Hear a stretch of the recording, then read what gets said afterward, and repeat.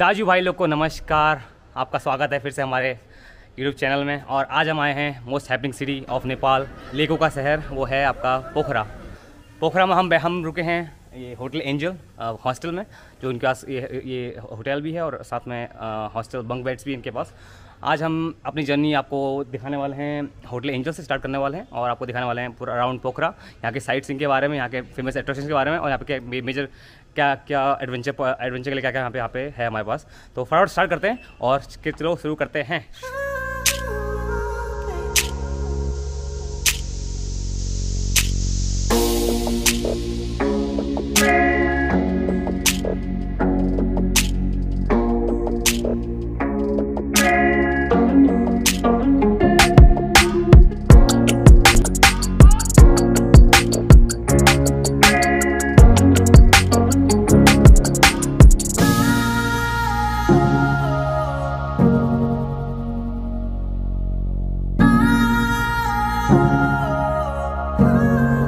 जब हम बात करने वाले हैं फटाफट कि हम कैसे पहुँचे पोखरा जो इंडियंस है, जैसे हम थे, हम तो साइकिल से पहुँचे थे, सीधा महेंद्रनगर पहुँचे।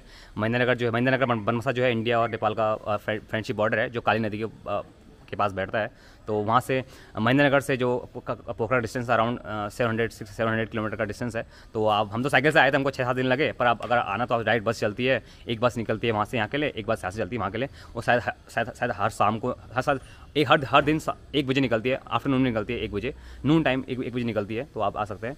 और अभी यहाँ से जाना भी है महेंद्रनगर, तो यहाँ से बस भी आपको मिल जाती है। उसका प्राइस अराउंड होता है 2200 नेपाली रुपया, इसके साथ ऐसा रहता है। उसके अलावा दूसरा जो हमारा बॉर्डर है सुनौली बॉर्डर, जो यूपी से पड़ता है, वो भी बहुत फेमस बॉर्डर है। तो वहाँ से बहुत लोग आते हैं इंडिया से, तो सुनौली बॉर्डर भी बहुत फेमस है। तो वहाँ की बस तो लगातार रहती है, पर महेंद्रनगर की बस एक ही बस है बॉर्डर की, वो एक ही बस है। उसके अलावा आपके बहुत बसें हैं जो सुनौली से हैं, तो वहाँ से भी आ सकते हैं। और प्राइस वेरी करता है, अलग अलग बसों, एसी बसों का महंगा करता है, नॉन एसी का हल्का सस्ता करता है, और अलग अलग उसका वो करता है। आपको ऑनलाइन या इंक्वायरी में कहीं मिल जाएगा, तो ये आपको उसके बारे में कैसे आप यहाँ पहुँच सकते हैं। उसके अलावा आप यहाँ पे अगर फ्लाई करना चाहते हो, दिल्ली से सीधा फ्लाई करो काठमांडू से सीधा फ्लाई करो यहाँ पे पोखरा।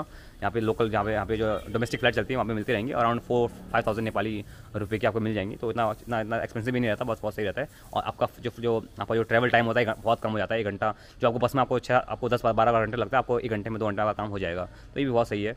और इसके अलावा हम बात करते हैं यहाँ पे पोखरा में आप आते हैं तो यहाँ पे फूडिंग यहाँ पे क्यूजिन की बात करें, यहाँ पे आपको हर टाइप का क्यूजिन मिल जाएगा, क्योंकि यहाँ पे फॉरेनर्स बहुत सारे आते हैं। यहाँ पे क्यूजिन आपको बहुत मिलेगा। भैया कि नेपाल में जो हमको एक चीज़ लगा कि यहाँ पे जो खाना है वो ज़्यादा एक्सपेंसिव है स्टे से ज़्यादा, तो स्टे आपको बहुत सस्ता मिल जाएगा। आपको अब लाइन होटल में ट्राई करेंगे तो आपको 400-500 आपको ऐसे मिल जाएगा नेपाली रुपया। अगर अच्छे होटल में ट्राई करते हैं फिर भी आपको सही से मिल जाएगा, तो 1500-2000 का आपको मिल जाएगा रूम यहाँ पे रूम पर। जो अगर आप फूडिंग की बात करें, फूडिंग इतना सस्ता नहीं है। फूडिंग आपको यहाँ पे एक फ्राइड राइस की जो आपको प्लेट मिलेगा अराउंड 200-250, और आपको अगर प्योर वेज थाली लेनी है 250-300, और नॉन वेज थाली लेनी है तो 300-350-400 ऐसा प्राइस रहता है।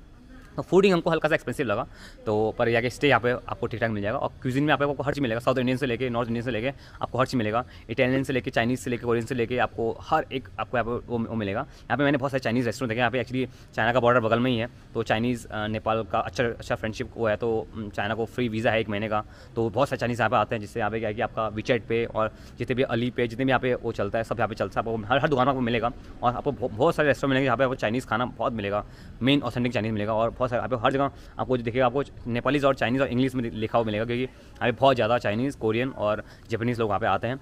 तो ये भी है पोखरा के बारे में। और सबसे पहले बात करते हैं पोखरा बेस्ट टाइम टू विजिट। तो यहाँ पे अभी सितंबर और नवंबर का टाइम चल रहा है, और सबसे बेस्ट टाइम है। यहाँ पे स्काई क्लियर रहता है मोस्टली, और यहाँ पे आपको अच्छे सीनिक व्यूज़ यहाँ पे देखने को मिल जाते हैं। धौलागिरी और आपका अन्नपूर्णा, जो आपका यहाँ पे जो माउंटेन रेंजेस हैं, आपको यहाँ से नियर बाई जो पॉइंट्स है, व्यू पॉइंट्स यहाँ से देखने को मिल जाते हैं इस सीज़न में। अगर आप इससे पहले अगस्त के टाइम, जुलाई के टाइम पे आए तो वो फुल रेनी सीजन होता है, तो उस टाइम पे आपको हल्की सी दिक्कत होगी, पर अच्छा टाइम रहता है आने के लिए। उसके बाद हम बात करते हैं यहाँ पे पोखरा किस चीज़ के लिए बेसिकली जाना जाता है। सबसे पहले तो यहाँ पे जो है ट्रैकिंग के लिए, हाइकिंग के लिए, उसके लिए बहुत फेमस है, आपको पता होगा अन्नपूर्णा सर्किट, मुस्तांग। इसके अलावा यहाँ पे रिलीजियस साइट्स भी हैं, यहाँ पे बहुत अच्छे टेम्पल्स हैं, गोम्पास हैं, और पीस साइट्स भी हैं। उसके अलावा और बात करें तो यहाँ पे जो लैंडस्केप है, और यहाँ पे जो बहुत सारे यहाँ पे लेक हैं आसपास, तो उसके लिए भी पोखरा बहुत फेमस है। उसके बाद शुरू करते हैं जो हमारा पहला जो अट्रैक्शन पॉइंट है पोखरा में आने पे आप कहाँ पे विजिट कर सकते हैं। तो पहला हमारा जो अट्रैक्शन पॉइंट है वो है हमारा फेवा ताल, जिसको हम पोखरा लेक भी बोलते हैं, फेवा लेक भी बोलते हैं। तो ये जो फेवा लेक है, ये सेकंड लार्जेस्ट लेक है नेपाल की, और ये अराउंड 2.5 किलोमीटर में फैली हुई है। तो इसमें आप बोटिंग कर सकते हो। और इसी के बीच में एक छोटा सा आइलैंड है जहाँ पे एक टेंपल है जिसको हम बोलते हैं, जो यहाँ का सेकंड अट्रैक्शन पॉइंट है, इसको हम बोलते हैं बरही टेंपल बोलते हैं। वो लॉर्ड विष्णु पे वो है। इसके बाद हम बात करते हैं थर्ड अपने अट्रैक्शन पॉइंट की, तो वो है हमारा सारंगकोट। सारंगकोट जो है एक वो हाई एल्टीट्यूड वाला पॉइंट है जहाँ से आपको पूरा जो ये टाउन है, पोखरा टाउन है, और इसके अलावा जो धौलागिरी है, अन्नपूर्णा के जो क्लिफ्स हैं वो आपको दी जाती हैं। और मॉर्निंग सनराइज़ के लिए भी बड़ा फेमस पॉइंट है जो आपका सारंगकोट है। सारंगकोट जो है मेन टाउन से अराउंड 13 किलोमीटर की यहाँ पे की दूरी में है, लेक साइड से 13 किलोमीटर की डिस्टेंस पे है।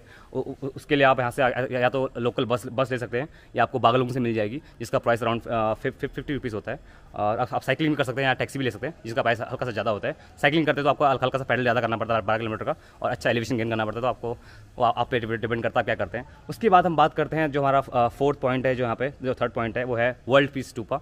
तो जो वर्ल्ड पीस स्टूपा है वो अराउंड 1100 मीटर की हाइट पे है। उसके लिए आपको बहुत अच्छा क्लाइंब करना पड़ता है। आप हाइक भी कर सकते हो और वहाँ पे एक अच्छा जो टूर पैकेज चलते हैं वो भी ले सकते हो। या पहले आप बोर्डिंग करके एक एंड जा सकते हो, एंड से भी आप दोबारा हाइक कर सकते हो 2 किलोमीटर का। तो ये है वर्ल्ड पीस स्टूपा जाने का वो है। और उसके अलावा जो ये वर्ल्ड पीस स्टूपा है, ये वर्ल्ड में जो अदर वर्ल्ड 80 स्टूपास है उसमें से एक ये वर्ल्ड पीस स्टूपा है। तो इसको यहाँ पे जाना, यहाँ पे देखना बहुत ही अच्छा है। उसके बाद हम बात करते हैं यहाँ पे जो लेक है, यहाँ पे जैसे आप जानते हो जो मेन अट्रैक्शन पॉइंट है वो है आपका फेवा लेक है। पर इसी के आसपास यहाँ से 15 किलोमीटर की रेंज पे यहाँ पे एक लेक और है जिसको हम बेगनेस लेक बोलते हैं। और उसी के बगल में एक लेक और है जो है रूपा लेक। जो बेगनेस लेक है वो जरा फेवा लेक से हल्की छोटी है और रूपा लेक से हल्की सी बड़ी है। तो यहाँ पे ऐसे होने के यहाँ पे बहुत सारी लेक्स है। जैसे आप जानते हो हमारे उत्तराखंड में नैनीताल है, नैनीताल को सिटी ऑफ लेक्स बोलते हैं कि वहाँ पे आसपास 9-10 लेक्स हैं। तो वहीं वैसे ही हमारा पोखरा भी है, यहाँ पे आसपास बहुत सारे लेक्स हैं छोटे मोटे।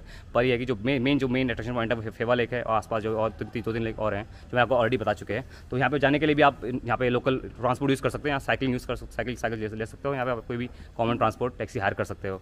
उसके बाद हम बात करते हैं एक ब्रेक के बाद। उसके बाद हम आते हैं अपने अगले अट्रैक्शन पॉइंट पे, जो है हमारा इंटरनेशनल माउंटेन म्यूजियम। जो माउंटेन म्यूजियम है, जहाँ आप जानते हो कि जो नेपाल है फुल हमारा फ्लोरा फौना से फुल भरा हुआ है। तो उसके बारे में जानने के लिए हमारे पूरे नेपाल के यहाँ पे फ्लोरा फौना क्या क्या पाया जाता है, क्या क्या स्पीसीज़ है, क्या क्या माउंटेन कैसा यहाँ पे वो है, लैंडस्केप है, क्या ज्योग्राफी है। तो सब जानने के लिए आपको जाना पड़ेगा माउंटेन म्यूजियम, जो है अराउंड यहाँ से मेन सिटी सेंटर से अराउंड 3 किलोमीटर की डिस्टेंस पे। वहीं पर गोरखा म्यूजियम भी है। आप जानते हो गोरखा वॉरियर्स को जानते हैं जो ब्रिटिश आर्मी में और इंडियन आर्मी में सर्व करते हैं बहुत लंबे टाइम से। तो उनके बारे में, उनकी हिस्ट्री जानने में आपको अगर जानना इच्छुक हो तो आप जा सकते हो सीधा कहाँ पे, आप गोरखा म्यूजियम में जा सकते हो, जो भी यहाँ पे नज़दीकी है, मेन टाउन से नज़दीक है।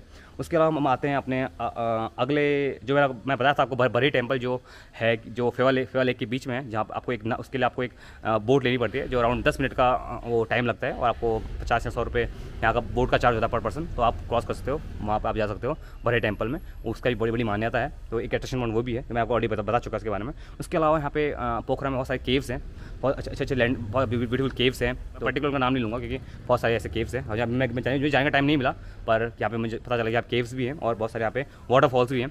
तो जैसे कि ये लेक्स है, सिटी ऑफ लेक्स है, तो यहाँ पे ऑब्वियसली बात है, यहाँ पे ये वाटरफॉल्स ऑब्वियसली होंगे। तो बहुत सारे वाटरफॉल्स भी हैं छोटे मोटे, जहाँ जगह अगर टाइम हो तो आप देखने को जा सकते हैं। इसके बाद हम फटाफट बात कर लेते हैं अदर एडवेंचर्स इन पोखरा, क्या क्या एडवेंचर एक्टिविटीज़ आप यहाँ कर सकते हैं। तो उसके लिए हम सबसे पहले बात करते हैं पैराग्लाइडिंग, जो हर जगह माउंटेन एरिया में होती है। पैराग्लाइडिंग यहाँ पे जो पहला वो है एडवेंचर स्पोर्ट है जो यहाँ पे होता है पोखरा में, और जिसका कॉस्ट अराउंड आपका होता है 7000 नेपाली रुपया होता है, जो आपको एक फ्लाइट में 15-20 मिनट की फ्लाइट होती है, इसमें आपका होता है। उसके अलावा आपका सेकंड जो होता है आपका हेलीकॉप्टर, आप हेलीकॉप्टर भी वो कर सकते हैं, हेलीकॉप्टर भी हायर कर सकते हैं। उसके अलावा आप पूरा व्यू ले सकते हैं आसपास का, तो वो जो एक्सपेंसिव पड़ता है वो खुद कर सकते हैं, और मे बी इन फ्यूचर हम कभी करें।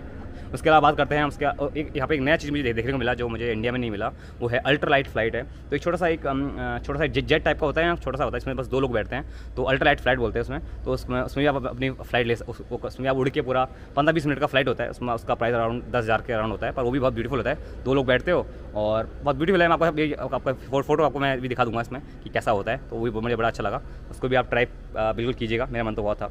और उसके बाद थर्ड ऑप्शन है आपका हॉट एयर बलून। जैसे आप जानते हो कि जैसे मैं म्यांमार में था लास्ट टाइम, तो वहाँ पे बगान में आपको मॉर्निंग का सनराइज़ देखना है, तो हाइट में ले जाएंगे हॉट एयर बलून से आपको, फिर पूरा आपका सनराइज़ वहीं पे होगा। 1 घंटे का फ्लाइट होगा, उसका भी यहाँ पे कॉस्ट, वहाँ पे बर्मा तो अराउंड $200-300 था वहाँ पे, पर यहाँ पे शायद मेरे ख्याल से यहाँ पे जरा हल्का सा उतना, यहाँ पे भी इतना होगा कि हॉट एयर बलून महंगे होते हैं और सनराइज़ कैप्चर करते हैं, पूरे 1 घंटे का फ्लाइट होता है। तो पर बहुत ब्यूटीफुल होते हैं। आपको जो वहाँ से आपको जो व्यू मिलेगा टाउन का और पूरे इसका अराउंड माउंटेन्स का, हिमालयस का, वो कहीं से नहीं मिलेगा। तो बहुत अमेजिंग है, अपने बात अमेजिंग है। उसके अलावा बात करते हैं हम राफ्ट एंड कायाक, जानते हो कि यहाँ पे बहुत सारी, यहाँ पे हिमालय है तो नदियाँ बहती हैं, बहुत सारी अच्छी वाइल्ड नदियाँ बहती है, तो यहाँ पे आपको कयाक हो गया, कयाकिंग करने को मिलता है, उसके अलावा राफ्ट करने को मिलता है। उसके अलावा इनके कोर्सेज भी चलते हैं यहाँ पे, राफ्ट के कोर्स चलते हैं और कयाक के कोर्स चलते हैं, आपको करने तो भी कर सकते हैं। वो आपको सब इन्फॉर्मेशन आपको अपनी होटल रूम, हॉस्टल रूम से आपको सब कुछ मिल जाएगा। यहाँ पे प्लेंटी ऑफ यहाँ पे टूर बुकिंग्स, वहाँ पे टूर ऑपरेटर्स हैं, सबको आपको पता चल जाएगा उनसे। जो बात करने वाला हूँ वो है बंजी जंपिंग।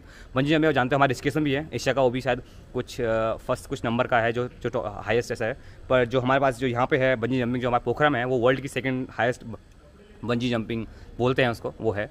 उसके अलावा हम बात करें यहाँ पे जिप लाइन और छोटे मोटे activities, biking activities, cycling activities और जो भी छोटे मोटे एक्टिविटीज़ होते हैं, यहाँ पे बहुत सारी एक्टिविटीज़ ऐसी हैं जो मेन एक्टिविटीज़ है, मैंने आपको बता दी है। और आप इनके बारे में और जानना चाहते हो तो आप ऑनलाइन देख सकते हो। इसके अलावा नहीं तो आप ये जहाँ भी आप होटल जाओगे उसके अलावा वहाँ पे आप ज़्यादा इंक्वायरी कर सकते हो, आपको सब मिल जाएगा। उसके बाद बात करते हैं आपको अगर शॉपिंग करना है, आपको मेन जो पोखरा और नेपाल फोकस जो मेन जाना जाता है वो जाना जाता है ट्रैकिंग के लिए और एडवेंचर एक्टिविटीज़ के लिए। तो यहाँ पे आपको बहुत सारी शॉप मिलेंगी जहाँ पे आपको ट्रैकिंग के पूरे गियर्स मिल जाएंगे, आपको यूज़ गियर्स भी मिलेंगे, नॉन यूज़ भी मिलेंगे, आपको हर टाइप के गियर्स मिल जाएंगे, शूज़ से लेके बूट से लेके बैकपैक से लेके हर चीज़ आपको मिल जाएगा आपको आपके अफोर्डेबल प्राइस में। क्योंकि आप यूज़ जो आप लोग आते हैं यूज़ करके फिर चले जाते हैं तो अपना सामान छोड़ देते हैं, तो आपको चीप प्राइस में आपको यूज़ सामान मिल जाएगा। तो ये भी बहुत अच्छा लगा मुझे यहाँ देख के। तो यहाँ पे बहुत वैरायटी ऑफ सामान है, नॉर्थ फेस से लेके हर एक ब्रांड का सामान आपको फुल मिलेगा यहाँ पे, कोई टेंशन यहाँ पे है नहीं ऐसा, पर हल्का प्राइस में वेरी करता है, आपको देखना पड़ेगा और कोई दिक्कत नहीं है। उसके बाद शॉपिंग के लिए यहाँ पे बहुत कुछ है, यहाँ पे नेपाली आप छोटे छोटे सोवेनियर्स खरीद सकते हैं, वो खरीद सकते हैं, बहुत सारा सामान है।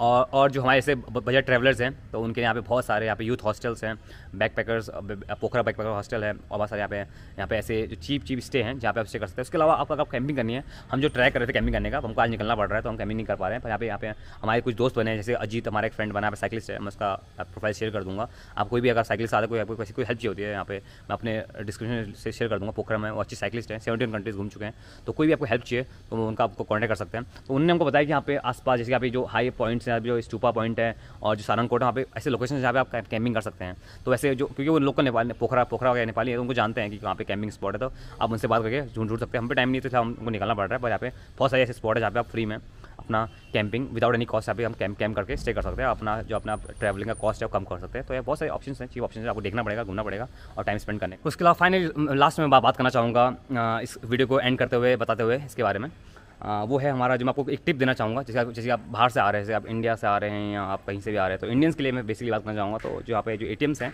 ATMs में जैसे यहाँ पे जो भी आपके यहाँ के लोकल बैंक हैं, नेपाल के जो नाबिल बैंक है, जो भी यहाँ के लोकल बैंक हैं, वो आपके एक ट्रांजेक्शन में आपका चार्ज करते हैं अराउंड 500 नेपाली रुपया, जो अराउंड हमारे इंडिया का होता है 300 या 320 का अराउंड होता है, इसके अराउंड होता है, तो चार्ज करता है। अगर आपको इससे कम वाला वो करना है तो आपका SBI का कार्ड है, SBI का आपके पास अकाउंट है इंडिया का, तो आप यहाँ पे आके उसको ट्रांसफर कर सकते हो। उसका फीस अराउंड 160 रुपये थी। जब मैं आया था 2-3 साल पहले तो 120 थी, अब 160 हो चुके शायद, तो सबसे कम वही पड़ता है। उसके अलावा एक और मैंने सुना कि एक चार्टर्ड बैंक है जो फ्री सर्विस प्रोवाइड करता है, पर मैं श्योर नहीं हूँ कि अगर वो इसी के है। स्टैंडर्ड चार्टर्ड बैंक है जो फ्री नो फ़ी लेता है, कोई भी ट्रांजेक्शन आपको कोई फ़ी नहीं लेगा, पर मैं श्योर नहीं, मैंने अभी तक मुझे वो बैंक ATM कहीं मिला नहीं तो मैं निकाल नहीं पाया, तो मैं श्योर नहीं, पर मैंने सुना है। अगर क्या नेक्स्ट टाइम आप आएँ तो आप ट्राई कर सकते हैं। उसका नाम है स्टैंडर्ड चार्टर्ड बैंक, ATM होगा उसका, ट्राई कर सकते हैं कि आप क्या पता कोई फीस ना हो। अंदाज जी लोग फाइनली हमारी जो जर्नी थी इंडिया टू नेपाल वाली, ये पोखरा में आके फाइनली हमारी ख़त्म हो चुकी है। हम पोखरा से वापस जा रहे हैं अपने घर, ये जर्नी हमारी ख़त्म हो रही है। तो पोखरा तक हमारा राइड जो था बहुत अच्छा रहा, ये रहा सब कुछ बड़ा अच्छा रहा। अब फाइनली हम वापस जाना है क्योंकि हमारा जो राइड था ख़त्म हो चुका है और सब कुछ हमने कर चुका है, ऑलमोस्ट राइड हो चुकी है।